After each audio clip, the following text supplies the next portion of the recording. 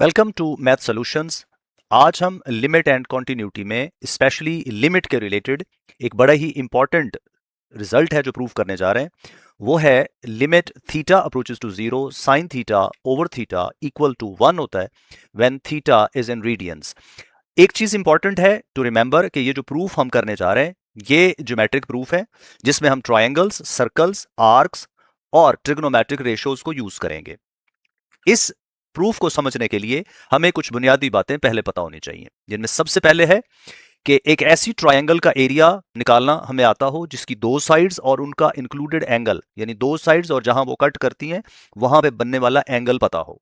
Number 2, हमें एक sector किसी सर्कल का जिसका रेडियस पता हो और उस सेक्टर का सेंट्रल एंगल रेडियंस में पता हो, उसका एरिया निकालना आना चाहिए।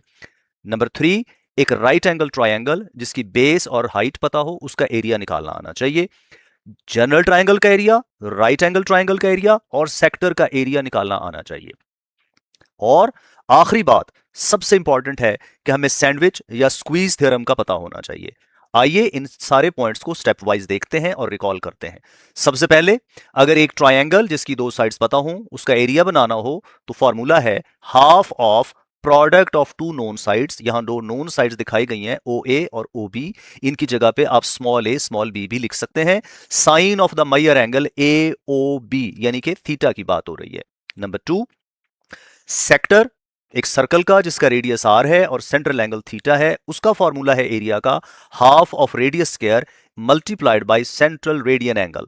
नंबर 3, एक राइट एंगल ट्रायंगल जिसकी बेस पता हो, हाइट पता हो, उसका एरिया होता है half of base multiplied by height. और सबसे आखिर में fourth point is sandwich theorem.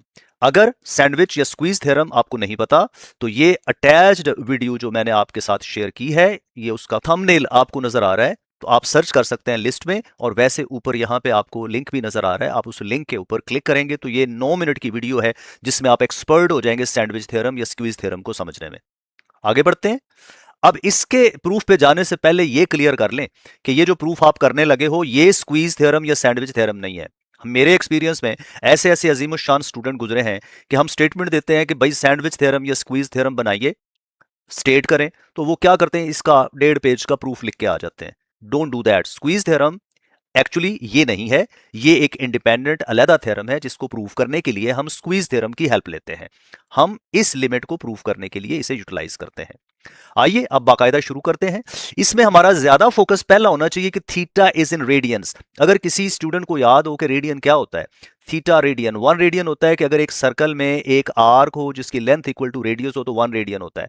इसका मतलब है कि अगर थीटा रेडियंस में है तो इसका ताल्लुक यकीनन सर्कल के साथ है, इसीलिए इसका प्रूफ जो है वो ज्योमेट्रिक दिया गया है। सो पहला स्टेप क्या है, हम एक सर्कल कंसीडर करेंगे जिसका सेंटर ओ पे हो और रेडियस कुछ भी हो सकता था लेकिन यूनिट रेडियस ले लिया क्योंकि इस फाइनल रिजल्ट में प्रूफ में आर रेडियस कहीं भी यूज नहीं हो रहा, इसलिए ये सर्कल है। पहला स्टेप ये है।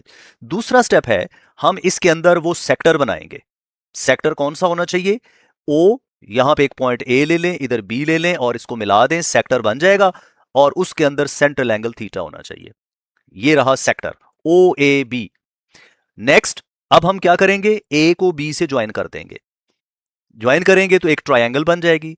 नेक्स्ट स्टेप इज बी को एक्सटेंड करेंगे एक पॉइंट सी तक। कैसे, इस तरह से कि जब इस सी को ए से मिलाया जाए तो ए सी परपेंडिकुलर टू ओ ए हो जाए। लीजिए ये कुल मिला के 3 सेंटेंसेस हैं। आप ये 3 सेंटेंसेस तरतीब से याद कर लें तो ये थ्योरम आपको समझे half of the job is done. आपने ये कंस्ट्रक्ट कर लिया है। इसके बाद क्या काम है, इसके बाद आप अपनी बुक में देखें तो मेजॉरिटी बुक्स में ये सर्कल जो है ये इसे एलिमिनेट कर देते हैं, इसकी जरूरत नहीं समझी जाती, तो हम भी इसको एलिमिनेट कर देते हैं। तो आपको अपनी बुक में सिर्फ ये डायग्राम बनी नजर आएगी। तो don't get confuse with that diagram. आप उसमें इस आर के ऊपर सर्कल को इमेजिन किया करें, फिर आपको सब समझ आएगी। आइए अब शुरू करते हैं। इसके अंदर हम देखते हैं कि 3 चीजें बनी हैं। कौन सी 3 चीजें बनी हैं, हमारे पास एक ट्रायंगल ओ ए बी नजर आ रही है, एक सेक्टर ओ ए बी नजर आ रहा है और एक ट्रायंगल ओ ए सी नजर आ रही है, बड़ी ट्रायंगल। तो ये 3 शेप्स ऐसी हैं जिनमें सबसे छोटी ट्रायंगल ओ ए बी है, उससे बड़ा सेक्टर है और उससे बड़ी ट्रायंगल, राइट एंगल ट्रायंगल। आइए इनके एरियाज निकालते हैं। Area of triangle O A B कैसे बनाते हैं, हमने अभी रिसेंटली देखा। इसकी दो साइड्स हमें पता है, r इक्वल टू 1 और ये साइड भी r इक्वल टू 1 और इनके दरमियान एंगल थीटा है, तो that will be half O A into O B into sine of theta. Value put कर दें, ओ ए भी 1 है, ओ बी भी 1 है, लीजिए इसका एरिया हो गया हाफ साइन थीटा। अब एरिया ऑफ सेक्टर बनाते हैं, area of sector O A B, ये अब सेक्टर, ये एरिया बड़ा हो गया, आप गौर से देखें। इसका फॉर्मूला क्या है, half of radius square into the central angle theta. Radius को 1 पुट कर दें, आपके पास इसका एरिया आ गया हाफ ऑफ थीटा। अब इस बड़ी ट्राइंगल की तरफ बढ़ते हैं, area of the right angle triangle O A C, that is half of base into height. अब यहां पे 1/2 बेस इंटू हाइट, बेस है हमारे पास ओ ए और हाइट है इसकी ए सी, बट ओ ए 1 है, चूंकि वो आर है, इसका मसला है ए सी हमें नहीं पता। Let us go to find A C.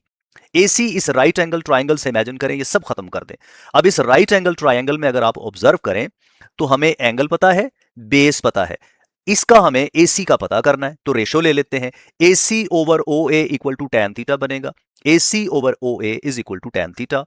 OA की वैल्यू 1 लगाएंगे, क्रॉस मल्टीप्लाई करेंगे तो AC will be equal to tan theta. लीजिए इस राइट एंगल ट्राइंगल की बेस 1 है और इसकी हाइट टेंजेंट थीटा है, तो इसमें पुट कर दें, वापस लाइए ये सारी चीजें पुट कर दें इसमें। Half of 1 tan theta, tangent theta को भी ब्रेक कर सकते हैं, ये हो गया 1/2 sin theta into 1/cos theta. मैंने टेंजेंट थीटा को ब्रेक कर दिया क्योंकि हमें पहुंचना है sin थीटा ओवर थीटा पे।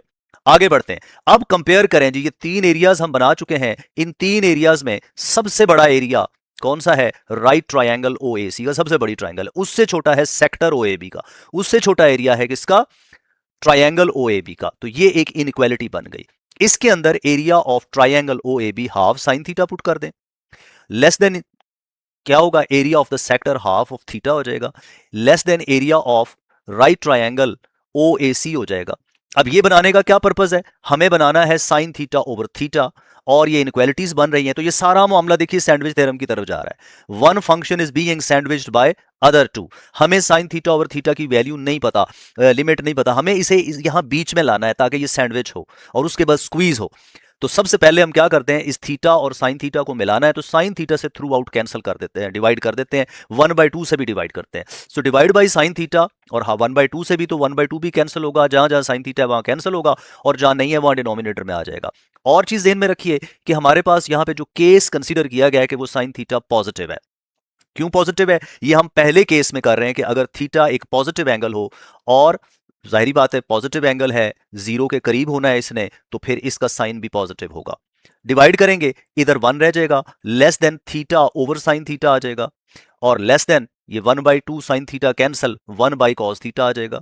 अब ये हमारे पास एक इनइक्वालिटी बन गई, बट जो हमें चाहिए वो तो साइन थीटा, बट जो हमें चाहिए वो तो साइन थीटा ओवर थीटा चाहिए, राइट। तो हम इनको रेसिप्रोकेट करते हैं। रेसिप्रोकेट करने से क्या होता है, जब भी किसी इनइक्वालिटी को रेसिप्रोकेट करते हैं तो इनइक्वालिटीज की डायरेक्शन चेंज हो जाती है। तो क्या बनेगा, 1 greater than theta, sign theta over theta greater than cos theta.